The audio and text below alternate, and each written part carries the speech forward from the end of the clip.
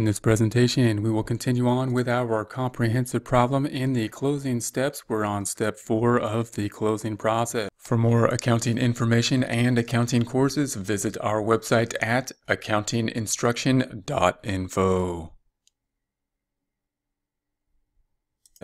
Remember that in steps 1 through 3, step 1, we closed out the revenue to the income summary, making it 0.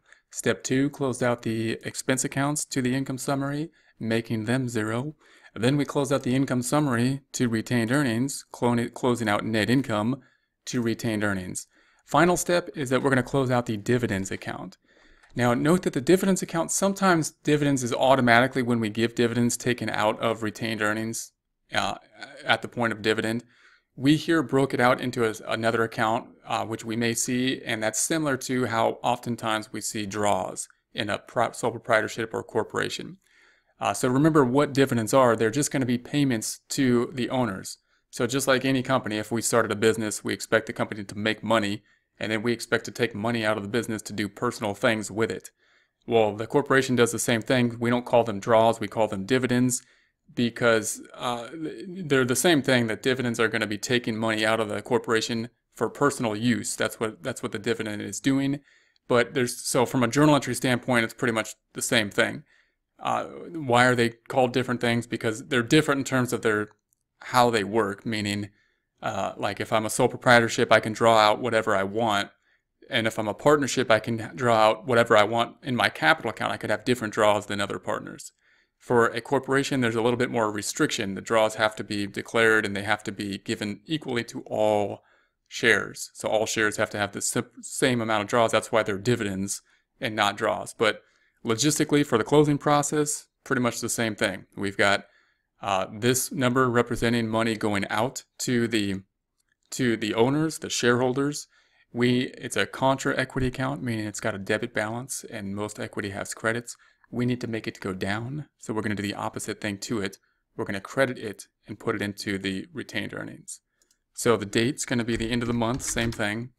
We're going to copy the draws, right-click and copy. We're going to put that on the bottom. We're going to credit it. So in B20, right-click and paste 1, 2, 3. Then we'll go indent that. It's probably indented for you already. Home tab, alignment, increase indenting. We're going to be in the credit side. We're going to put a negative 1,500. We will debit something for the same amount. I'm going to do that with a little formula, negative of that number. And then we're going to put it into retained earnings. So we'll copy retained earnings, right-click and copy. Put that up top in B19, right-click and paste 1, 2, 3. So there's our final step 4. Let's post this out. So we're going to go to retained earnings. Here's retained earnings. If we double-click on it, go to the end of it, plus, and we're going to point to that retained earnings and enter. So that's going to be our retained earnings, of course, went down because retained earnings represents the book value or part of the book value. Total equity represents the book value of the company. It's gone down by what we gave away to the owners. And it also, you can think of it representing as part of what is owed to the owners. And if we gave the owners, just like if it was a liability, has a credit balance just like a liability. If we gave the owners some of the money back, then it should go down because we don't owe the owners as much. The company being a separate entity, we're keeping track of it as a separate entity. So then we're going to record the dividends. Here's the dividends in H19 equals.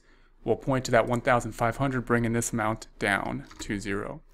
So now the result here is a post-closing trial balance, meaning all temporary accounts are 0. All income statement accounts are 0. The income summary has gone back down to 0, and dividends are 0. We're only left with balance sheet accounts. So note that the numbers we have here pretty much match the balance sheet now that we had as of the end of the time period, meaning we got the 30, the 70, and the 5,006. If we go back to the financial statement tab, we've got on the equity side 30, 70, 5,006. All the income statement accounts are gone on the post-closing trial balance. These are all gone because they're temporary. We're left with the balance sheet, which is basically the beginning balance sheet, because this is a point in time. A point in time as of the end of January 31st is a point in time as the beginning of February 1st. So if we go back to the closing entries, we closed out all temporary accounts as of the end of the January 31st, and therefore we are starting with no temporary accounts as of February 1st, and therefore only have these balance sheet accounts, the permanent accounts, which basically match our financial statements that we had just created for the end of January 31st. For more accounting information and accounting courses, visit our website at accountinginstruction.info.